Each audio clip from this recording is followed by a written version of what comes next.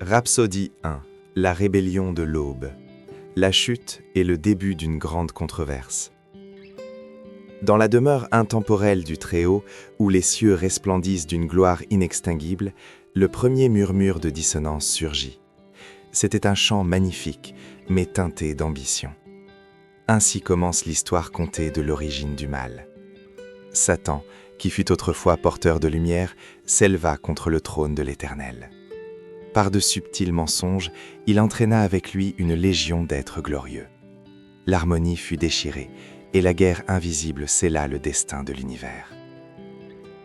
Le Très-Haut, dans un acte d'amour insondable, ne détruisit pas le traître, mais permit aux êtres célestes de contempler les résultats de la rébellion.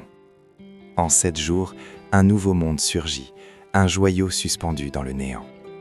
Les cieux, les eaux, les bêtes et la lumière furent créés par sa voix. Finalement, de la terre même, il forma l'homme et la femme, Adam et Ève, porteurs de l'image divine, gardiens de la terre. Mais la paix fut de courte durée. En Éden, Satan, déguisé en subtilité, murmura à la femme.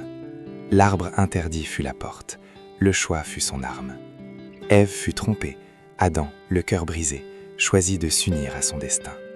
Et ainsi, l'héritage fut brisé, et l'ombre descendit sur la création. Alors, dans la douleur de la chute, resplendissait la plus grande des promesses, la rédemption.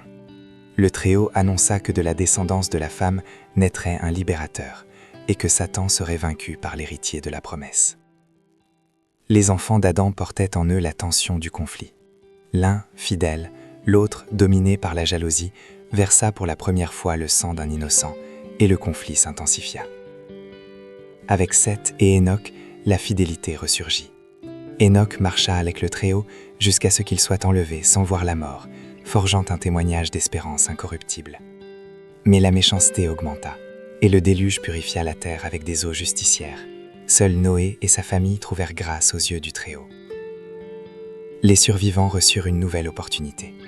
Cependant, le cœur humain s'écarta de nouveau, et à la tour de Babel, l'orgueil qui voulut s'élever jusqu'au ciel attira le Très-Haut, qui confondit les langues et dispersa les nations. Ainsi commença la rébellion, et le conflit fut semé, mais le plan de la rédemption est toujours en marche, et la promesse de l'héritage poursuivit son cours.